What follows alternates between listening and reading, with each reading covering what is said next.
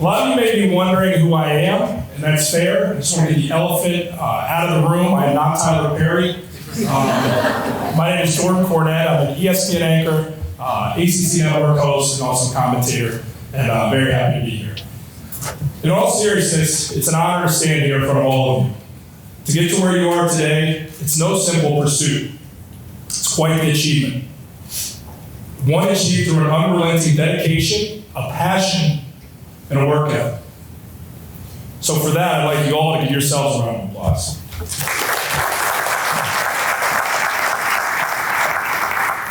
I'm excited to talk to you guys here on the stage for the next 2 hours.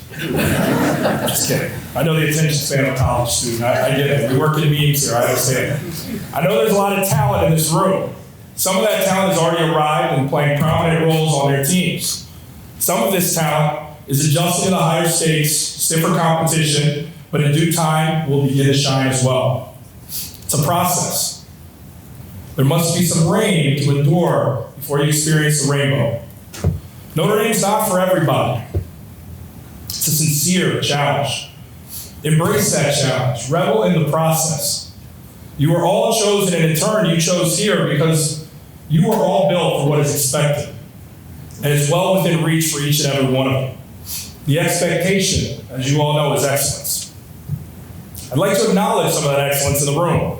I'd like to start with my basketball guys, obviously. Prentice Hub. He deserves some Prentice Pub. My man was thrown in the fire last year, running the hoop squad as a freshman, and led them admirably. The lucky lefty, one of the best players in this conference. He's off to a good start this year. I pegged you, my man. I don't know where you are. Prentice, you out there?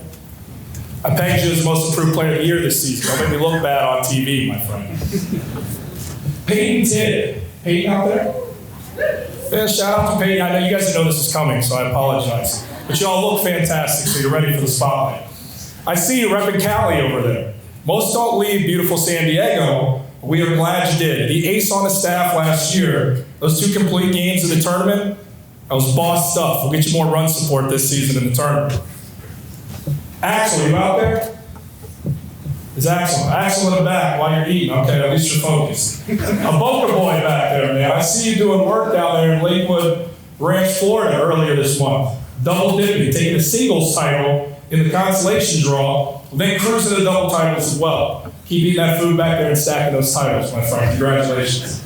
Molly Carr out there. Okay, yeah. The Lax crew, you guys still the partiers, I see. I love that. Tougher than a $2 steak, Molly is. Led the fresh with 19 goals last year. It's in her DNAs with sister Maddie. Did Maddie come tonight to support you? There you go, I love it. As a junior on the team, so sisters sharing the stage, pretty dang cool. And I'm glad to see that the women's Lax team still knows how to do it off the field as well. I list all those names for a reason here tonight. It's with the hope that all you student athletes are familiar with these names that I mentioned. If not, change your course. Get to know one another. Bond. Learn about each other. Your paths are similar. No matter the sport, if you enjoy the sport or not, embrace each other. Be each other's biggest cheerleaders. Lift one another up.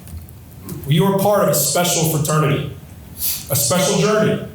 You are family, the Notre Dame family.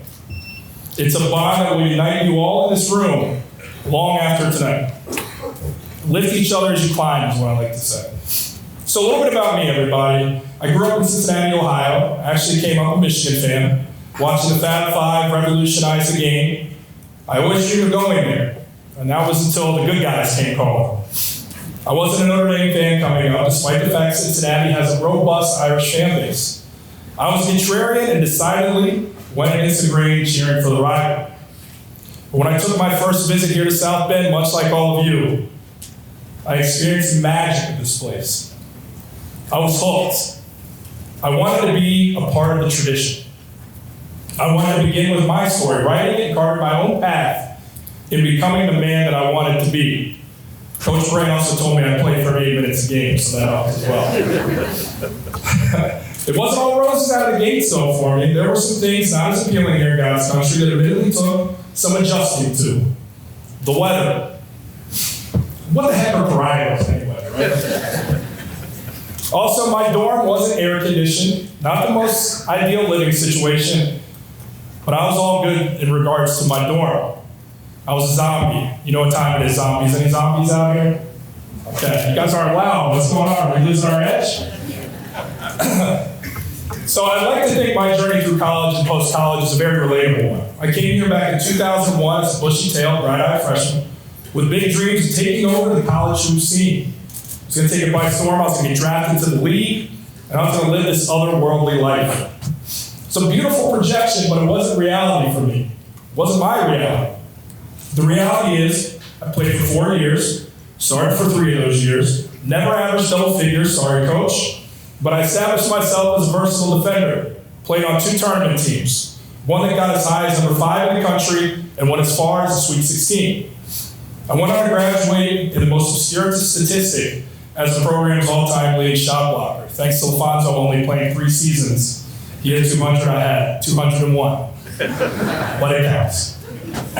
I tell you all that to tell you this. My career wasn't one that ended up with my jersey in the rafters. But my career was incredibly special because it served as a platform to get me to where I am today.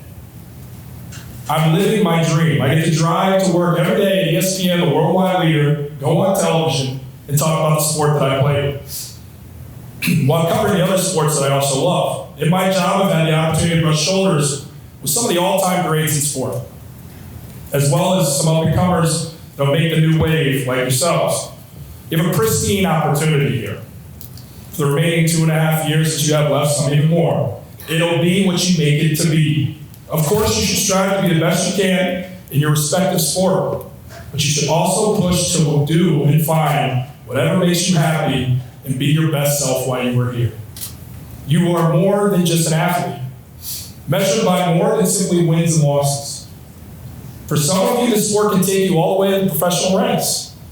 For others, the vast majority here, your sport can serve as a sublime opportunity, a vehicle, one that can push you towards a career that does not involve playing the sport you currently do. Be curious, ask questions, pursue what interests you. That's how I became a commentator and a host working for ESPN and the ACC network. I was always fascinated by the production that went into getting games on television. I would ask the camera guys how they did their job, how they did the lighting, the commentators, how would you prepare for a game, the journalists, how would those deadlines work, scribbling, doing all that right to finish. I was genuinely interested, and it led me on a path of discovery to what I wanted to do with my life post-basketball, which makes me think of a story, kind of how I got to what I'm doing now. So it's 2003, playing Syracuse. Carmelo Anthony, some of you may know that. Back in Indiana, actually starting tonight. So we're playing them on our home floor. It's a Saturday night. Coach is looking down because he remembers this one. You can see Coach Bray in the back. And Carmelo Anthony drops about 35 on me that night. Thought I did pretty good. It's Carmelo Anthony. I was like, hey, it's better than 50, right? So the game ends, and it was just another night. We lost the game. The next day, I get a call from Coach's assistant. Coach needs to speak to you in his office. So I'm sitting here, I'm saying, well, I didn't go out drinking last night. I didn't really do anything. I went back to my dorm room. Usually get called into Coach's office the morning the next day because you've done something or made some mistake. I don't know how it's a mistake to about 35 points to Carmelo Anthony. He did it to everybody. So Coach calls me in and he says, hey, Jordan, you know, these quotes that I keep reading in the newspaper, you're so succinct and you can tell them exactly what you're doing wrong. If you could play the game as well as these quotes that you're giving weekly, you'd be an All-American. So I walked out of the office, I said, Coach, that might have backfired because now I know what I'm meant to do, and it's be a sports broadcaster. So you never know what your path is going to be, everybody. So back to this place, how special it is. I've been around the country. I've seen campus after campus, and yes, there's some great ones. More fun? Perhaps. Better weather? Undoubtedly. But nothing nowhere is what Notre Dame is. I get stopped in the airport in only 2 scenarios. Older black women who are convinced that I'm Tyler Perry and want to take a picture. Or if I'm wearing anything with the Notre Dame logo on it. It's iconic, and it comes with a cachet. An expectation. It's a representation of something special. Keep using that word. It says to people, you are special. Embrace the time that you have here. Doesn't get any better. This is the easy part. This is the easy part, if you can imagine. But never forget the resource that this place is. truly prepares you for greatness ahead in life. I'll leave you with this. Don't sweat the small stuff. Life is bigger than any one win or loss. Embrace the moments. Be coachable. Listen. Some of my best mentors have been coaches, athletic advisors, professors, priests. Cherish the friendships and bonds forged with teammates and colleagues. Nothing means more than those connections. I married the woman of my dreams last year, and damn near every teammate I played with over my 4 years was present on that day because they're such a big part of my story. And part of the evolution of the man that I stand here, 75 pounds heavier than when I graduated. I'm so blessed you sat here, to have sat where you guys are sitting, and been you all those years back. I'm so juiced to cover your careers, tell your stories, report on your athletic achievements over the airwaves. But most paramount, I get to enjoy all the greatness that lies ahead for each and every one of you. Lastly, I'm here to help in any way I can for your futures, because that's what comes with being a Notre Dame student athlete. That's what the Monogram Club is all about. We are family. Thank you all, and congratulations on your special achievement, and go Irish.